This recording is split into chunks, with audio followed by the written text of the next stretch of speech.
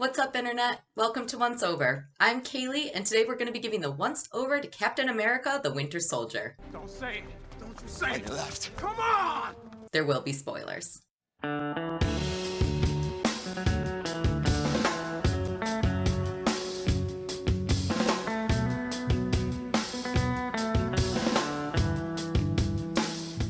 I'll be the first to admit that although I love Marvel movies, I am far from the biggest Marvel fan. However, I'm fairly certain that Captain America the Winter Soldier, which came out in 2014, is as much an espionage movie as it is a superhero movie. Let's talk about the plot. This movie features a mismatch of superbly written storylines that all come together in the end. The movie starts out with Captain America, played by Chris Evans, adjusting to modern life after Doing time as a capsicle.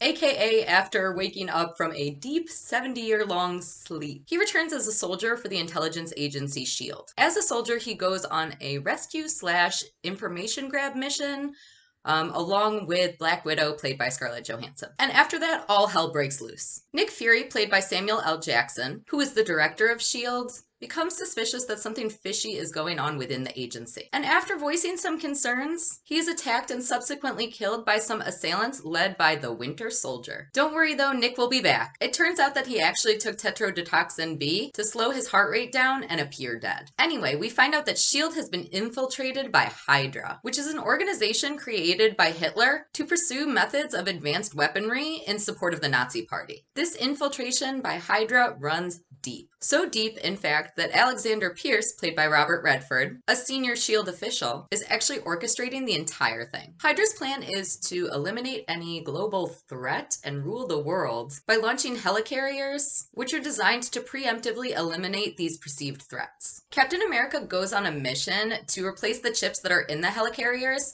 so that they will target and destroy themselves. While doing so, the Winter Soldier is sent by Hydra to destroy Captain America, culminating in the ultimate battle, with both of them coming out barely alive. Now, I'm aware that this is a huge oversimplification of the plot. This movie has so many layers that, let's be honest, if I was going to describe the whole plot, it would be as long as the movie. Overall, I absolutely love this film.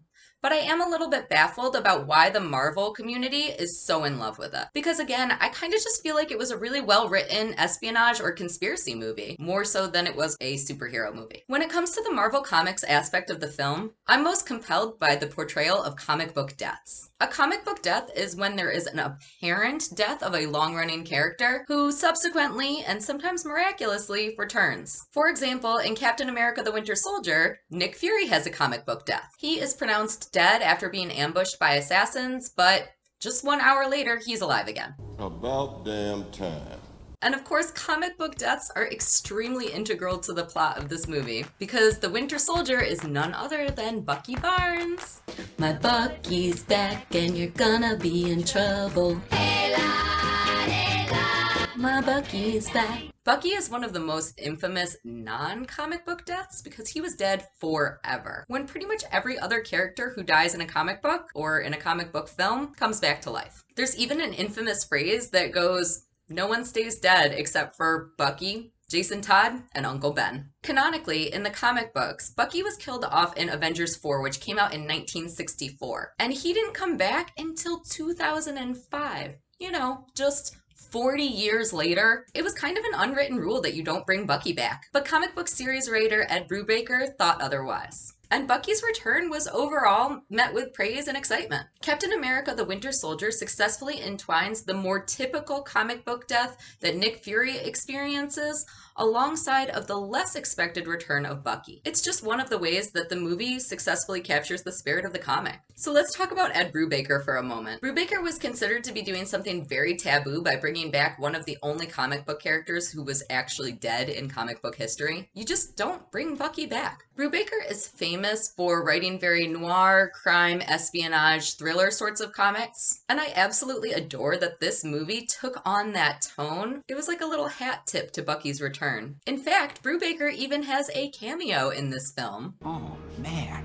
Whoops, wrong cameo.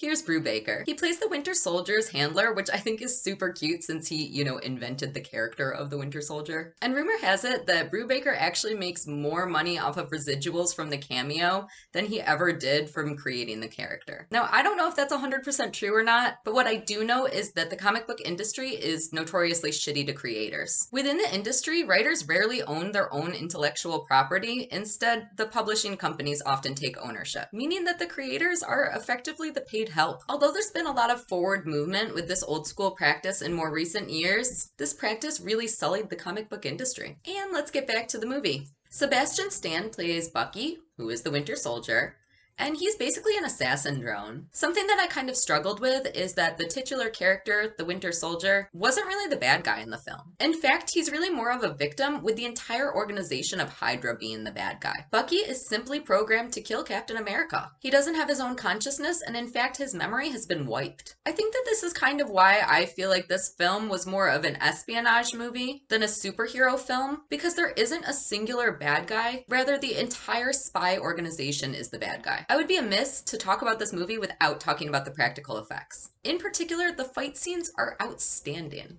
Firstly, the choreography is amazing, but more importantly for me, my eyeballs often get lost in the fight scenes that happen in action movies, especially when there's heavy CGI, but I didn't find that happening even once while I was watching this movie. And I've definitely had that experience in other Marvel films. I will admit, though, that Captain America the Winter Soldier had a little bit of an advantage because the majority of the characters that are portrayed in this movie don't require CGI effects. However, a lot of the other Marvel movies do have characters that require those. I also really loved that we got to see fight scenes between regular, non-super dudes. It was just plain exciting. And that leads me to the point that I really loved the human aspect of this film. I felt like it brought something to each character in a way that I really hadn't ever seen before. Each one of the heroes is almost less super and more fallible.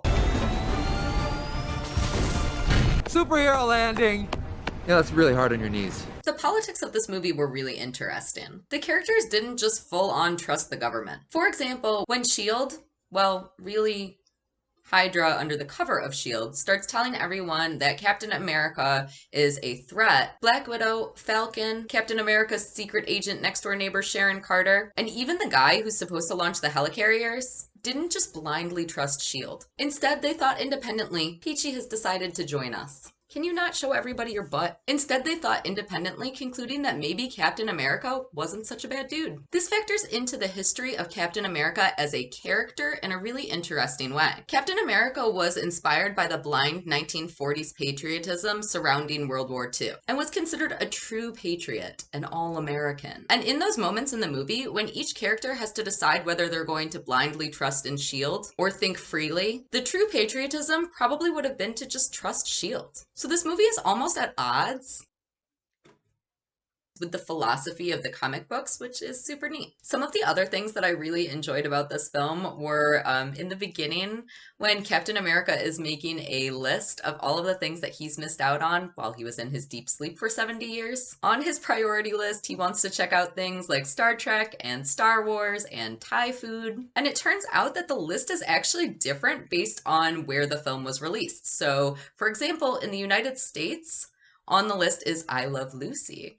But in the UK, that's replaced with Sherlock. This scene really adds comic relief to the film, and it also is really interesting to look at how it changes based on country. I also absolutely loved the Pulp Fiction reference. Who would have thought coming into a Marvel film that there would be such a spectacular Pulp Fiction reference? The path of the righteous man is beset on all sides. So with all that being said, I loved this movie. I would give it 5 out of 7 thumbs up. It's an amazing espionage movie, a great Marvel film, has near flawless action sequences, and it just makes me smile. It is definitely a movie that can be enjoyed by both comic book fans and non-comic book fans alike. If you enjoyed this review, you might also enjoy my review of Howard the Duck, which could be considered to be the first Marvel film. Check it out right up here. I'd also like to say an extra special thank you to Matt for suggesting that I review this film. I had a super fun time reviewing it and learning more about comic books. And Matt, you were super helpful for me when I was trying to figure out exactly the timeline of everything that happened in Bucky's life. So thank you so much for that as well. And thank you all for watching. I really appreciate it. If you haven't already, please subscribe and leave a comment down below suggesting a movie that I should review. Thanks so much for watching. I can't wait for the next one.